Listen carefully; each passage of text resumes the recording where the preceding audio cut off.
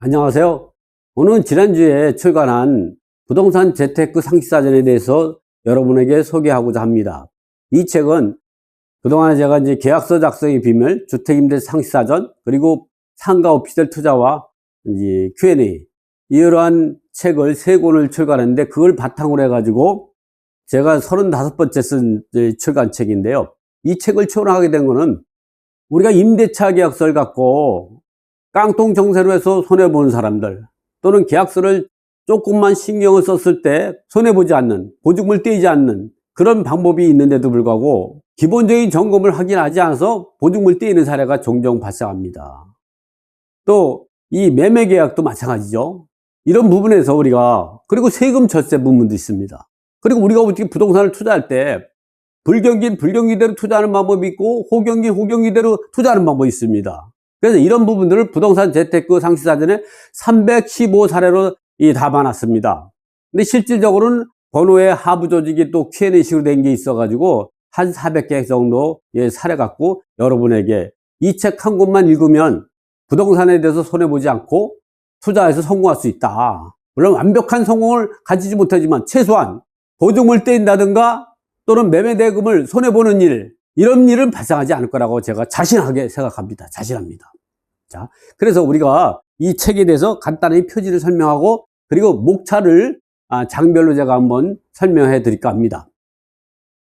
자, 이 책은 전세와 월세부터 매매계약까지죠. 전세와 월세 같은 경우도 아파트, 상가, 오피스텔, 토지, 다세대, 다가구 주택 같은 경우가 있고, 매매도 마찬가지죠. 아파트도 있고, 다가구, 다세대, 연립, 또 상가, 오피스텔, 토지, 이런 것도 매매계약 작성하는 것까지, 그리고 어떻게 매매해서 절세를 어떻게 하는가, 특히 조정대상 지역에서는 어떻게 하면 되는가, 그래서 비조정대상 지역하고 대상지역하고 우리가 어떻게 매각을 해야 절세가 되는가까지 담아놨습니다. 이 책에 대해서 목차를 한번 좀 들어가 볼까요?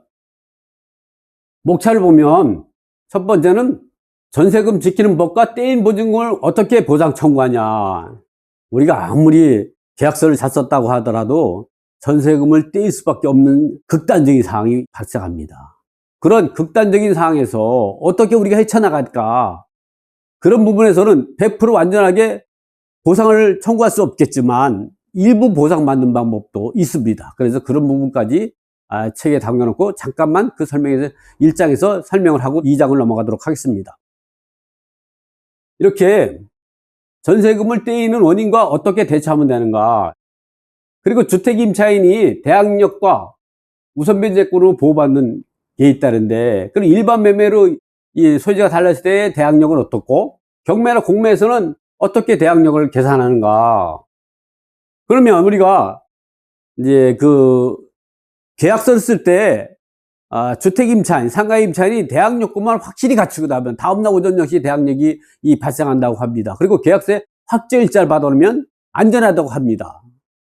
그런데 그거는 함정이 있는 겁니다. 확정일자를 아무리 받아도 그보다 선순위 채권이 생길 수도 있고, 또 확정일자 이후에 가등기가 발생하게 되면 보증금을 떼일 수밖에 없습니다. 왜냐면 떼이진 않겠지만 매매가가 떨어지니까 울며기적기로 내가 직접 낙찰받을 수밖에 없는 사례가 발생하죠. 자, 우리가 주택임차인이 대항력, 즉 대항력권을 갖추면 다음날 오전 0시 대항력이 발생하죠. 그리고 우선변제권, 우선변제권은 두 가지가 있죠. 이제 소액임차인 최우선변제는 확정일자가 없어도 됩니다. 경매 기입 등기 전에 대항력만 갖추고 있으면 최우선변제를 받을 수가 있는데, 확정일자가 없으면 확정일자 우선변제권을 받지 못하죠. 그런데 이렇게 대항력과 확정일자를 가지려니 대항력이 주물입니다. 대항력이 없으면 우선변제권 종물은 없습니다. 이게 민법의 부정성이죠. 그렇기 때문에 우리가 확정일자를 미리 받았다도 확정일자 효력이 없는 게, 확정일자는 종물이기 때문에 그렇습니다. 그러니까 우리가 등기부에 깨끗한 상태, 아무것도 없는 상태에서, 채권이 없는 상태에서 대항력과 확정일자를 받았다고 하더라도 문제는 뭐냐면 우리가 모르는 조세채권이 발생할 수가 있죠.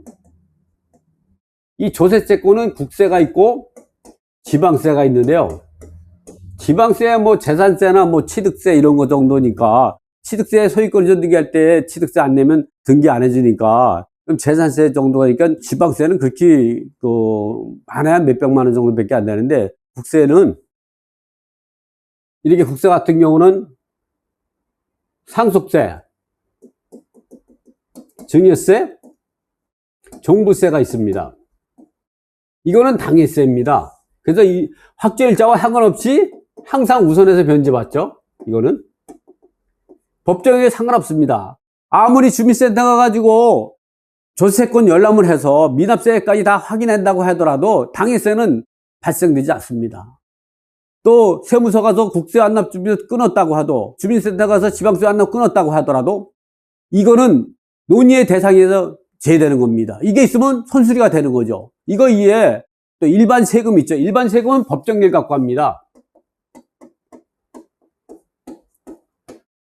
이런 법정일 같은 경우는 신고일이라든가 고의서 부과일이 법정일입니다. 그러니까 국세 안 납주면 아무리 띄고 지방세 안 납주면 아무리 띄워도 나타나지 않죠. 왜 그러냐면 5월 1일 날 내가 양도세 신고를 했다. 5월 30일 날이 확정신고잖아요. 근데 확정신고 미납했다고 해도 납부기한을 주어서 다시 독촉 절차가 옵니다. 2, 3개월 지나서 그래도 미납할 때는 이제 체납으로 잡히죠. 그러니까 그 사이에 한 달, 두 달 사이에는 우리가 확정일자 아무리 받아도 후순위가 되는 거죠. 법정일이 빠르니까. 그래서 법이 바뀌어가지고 지방세 같은 경우는 주민센터에서 미납세까지 열람할 수 있도록 임대차 계약서를 가지고 가면 미납세, 그러니까 법정일은 발생했지만 아직 체납으로 잡히지 않은 거. 또 세무서도 마찬가지입니다. 세무서도 가서 임대차 계약서를 가지고 미납 국세를 열람할 수 있습니다. 법정일은 발생했지만 아직 체납으로 잡히지 않는 거. 여기까지 확인해야 우리가 이런 것 때문에 우리가 함정이 생길 수가 있죠. 그래서 여러분이 불편하더라도 이 전세보증금 반환보증으로 전세금을 안전하게 지키기 좋습니다. 그 중에는 뭐 허그도 있고 HF도 있고 이 서울보증금도 있죠. 그런 데서 보증료가 그렇게 비싸지 않으니까 여기서 그 보험을 듣는 게 좋습니다. 이렇게. 자, 그 다음에 이제 우리가 이 임차인이 전세자금 대출과 전세금을 반환하는 방법, 이런 부분들이 이제 담아져 있죠. 그리고 나서 넘어가면 보상 청구는 어떻게 하는가? 보상 청구. 떼인 보증금 중개업소 100% 책임에 대한 오해와 보상 청구 방법이죠. 임대차 계약을 계약 당사자가 직접 작성할 경우는 어떻게 되고, 중개업소 작성할 때는 중개업소와 이제 한국공인중개협회 대상으로 해서 보상 청구를 내는데, 이 떼인 보증금을 이제 그 보상받는 게 공인중개사, 개업공인중개사가 계약서를 잘못 작성했다면 보상비율이 높지만 정상적인 상태로 작성했는데도 불구하고 아까같이 조세채권 미납된 것 때문에 또는 상속세, 이제 증여세 또는 종부세 이런 것 때문에 선수채권이 됐다면 그런 건 보상받기 상당히 어렵습니다. 자, 그리고 나서 부동산을 돈 버는 법은 따로 있다. 그래서 이제 어떤 부동산을 선택해야 되는가? 근데 부동산은 이렇게 이제 회복기, 상습기, 후퇴기, 하향기, 그리고 2026년도부터 부동산 침체기에 들어서 이럴 때 침체기 때 어떻게 투자하면 성공할 수 있는가? 자, 그리고 당신만 몰랐던 계약에 대한 오해와 진실, 그 편이죠. 여기서 뭐 계약하고 나서 24시간 내에 언제든지 깰 수 있다, 뭐 등등 이렇게 나와가지고 제가 이제 정리해 놨습니다. 그리고 우리가 계약을 하고 나서 임대차 기한 또는 임대차 기한이 종료할 때 발생하는 오해와 진실도 1년 계약하고 무기적 갱신되면 2년을 더 거주할 수 있다. 그게 진실일까요? 그렇지 않습니다. 임차인은 최단 존속기간 2년을 주장하든가 무기적 갱신을 주장하든가 선택적으로 할 수가 있는데, 무기적 갱신을 주장하려면 2년이 지나야 할 수 있는 겁니다. 2년이 끝나기 6개월에서 2개월 전에 계약 해지에 대한 의사를 밝히지 않으면 무기적 갱신이 되는 거죠. 그러나 내가 임대차 계약권 1년을 주장하고 내가 나간다고 할 수는 있겠지만, 무기적 갱신을 주장하려면 임대인은 아니다, 아직까지도 2년이 남았다, 이렇게 주장할 수 있는 겁니다. 그래서 이제 무기적 갱신이 되려면 기본적으로 1년 계약했다라도 2년이 지나고 나서 무기적 갱신이 되면 2년이 더 되는 총 4년이 되는 것이죠. 이렇게 된다는 걸다가 기술해 놓은 겁니다. 원인 불명, 화재로 임차인이 소실되어도 임차인이 손해배상 책임이 있냐 없냐, 이거에 대해서 있죠. 임차인이 손해배상이 있는 경우 없는 경우, 그리고 건물 소유자가 손해배상 책임이 있는 이런 것들 다뤄놨습니다. 그리고 조심해야 될 게 금융기관에 대출 시 임차인이 무상거주 확인서를 작성했다면 대항력은 없게 되는 겁니다. 그래서 이런 경우 조심해야 된다는 거. 이런 내용을 담아놨고요. 자, 특히 상가 같은 경우는 사업자 등록이 없어도 우리가 상위법으로 보호받을 수 있는 것이 있습니다. 특히 계약 개시 요건 10년은 사업자 등록이 없어도 보호를 받을 수 있는 것이죠. 특히 선순위 임차인이 확정일자 이후에 등기된 가등이기 때문에 이게 상당히 문제가 많이 됩니다. 이게 이제 임차인이 선순위로 등기부에 깨끗한 상태에서 대항력과 확정일자를 갖췄는데 그 이후에 임대인이 나쁜 사람들이죠. 매매약 가등기 해놓으면 임차인이 지급 명령을 통해서 강제경매 신청을 하더라도 경매로 되지 않습니다. 왜냐면 낙찰자는 임차인도 인수해야 되고 가등기도 인수하고 이게 뭐 하는 짓인지 모릅니다. 그래서 그런 부분들이 좀 문제가 되고요.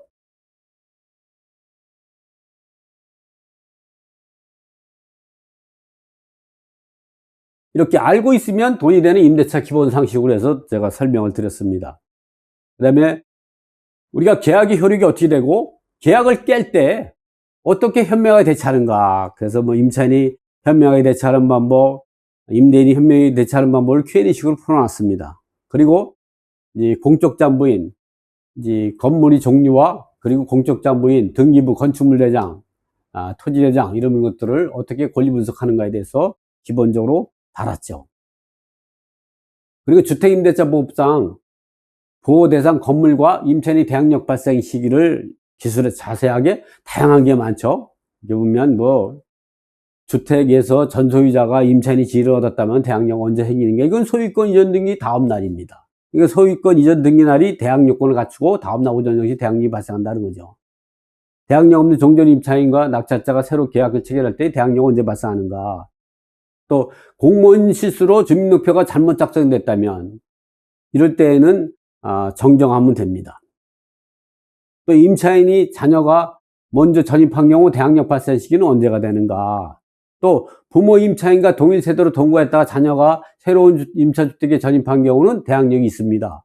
그러나 부모 임차인과 동거하지 않은 별도 세대가 거주하던 자녀가 먼저 할 때는 자녀가 전입한 거로 대항력이 없고 부모가 전입한 시점으로 대항력이 있다는 사실을 알아뒀으면 좋겠습니다. 그리고 부모가 임차인이고 자녀만 거주하는 경우 대항력은 미성년자의 경우는 대항력이 발생할 수 있다는 것도 뭐 전세금을 못 받고 이사 나오면 대항력을 상실할까? 이런 부분도 우리가 자세히 다뤘습니다. 그리고 9장에서는 주택임차인이 경매에서 우선 면제권으로 탈출하는 방법에 대해서 정리해놨고 전세금을 지키는 아파트 전세와 월세 계약서 작성법을 계약서를 잘 작성해야 되죠. 그리고 이제 11장에 가가지고는 상가 임차인의 대항력과 경매에서 우선 면제권으로 탈출하는 방법. 12장에는 내게 유리한 상가 건물 전세와 월세 계약서 작성하는 방법이죠. 13장에는 매매 계약서 작성하기 전에 우리가 꼭 알고 있어야 할 사항과 현명하게 계약서 작성하는 방법이 기재되어 있습니다. 14장에는 재판에도 이기는 계약서 작성 방법이죠. 그리고 실제 투자할 때는 어떻게 해야 성공할 수 있는가에 대해서 다루고 있습니다. 매매계약 후 현명한 대처 방법과 세금 절차 방법입니다. 우리가 매매계약서를 작성하고 소유권 이전 등기를 어떻게 하고 또 매매계약 후 30일 이내에 부동산 계약 신고를 해야 된다. 특히 토지거래하고 규약 내에서는 토지거래를 받아야만이 된다. 그리고 우리가 중개수는 어떻게 계산하면 되는가. 이번에 세금인데 세금이 이제 취득세, 교육세, 농투세 계산 방법, 그리고 이제 부동산을 팔 때 양도 차익에 따른 양도세율과 장기보유 특별공제. 이 조정대상 지역 같은 데는 양도세 중과 대상자는 장기보유 특별공제를 받을 수 없습니다. 개인이 명의로 취득해서 매도할 때 세금 절세 방법과 세금 계산 방법과 절세 방법이 있습니다. 그리고 이 다주택자 양도세 중과가 우리가 조정대상 지역 같은 데는 2주택일 때는 20%, 3주택에는 30% 중과가 있다는 사실을 자세히 다뤄놨고요. 우리가 다주택자도 양도세를 어떻게 절세하는가에 대해서 우리가 이제 그 조정대상 지역에서 2주택을 팔 때는 20% 중과가 있습니다. 그러나 마지막은 우리가 이제 비과세 혜택을 보고 팔 수가 있는 거죠. 그리고 12억을 초과되는 것 같은 경우는 고가주택 양도세 계산 방법으로 계산하면 세금이, 그리고 장기보유 특별까지 같이 보니까 크죠. 이번에는 조정대상 지역에서 2주택을 가지고 있고 비조정대상 지역에서 1주택을 가지고 있다. 그러면 먼저 비조정대상 지역에 있는 주택을 먼저 팔아야 합니다. 그때는 일반세율로 되고 장기보유 특별공제를 받을 수가 있는 거죠. 그러나 이제 조정대상 2주택을 팔 때는 양도세 20% 중과와 그리고 장기보유 특별공제를 받을 수가 없습니다. 오늘은 지난주에 출간한 부동산 재테크 상식사전에 대해서 여러분에게 소개했습니다. 많은 애용 부탁드립니다. 감사합니다.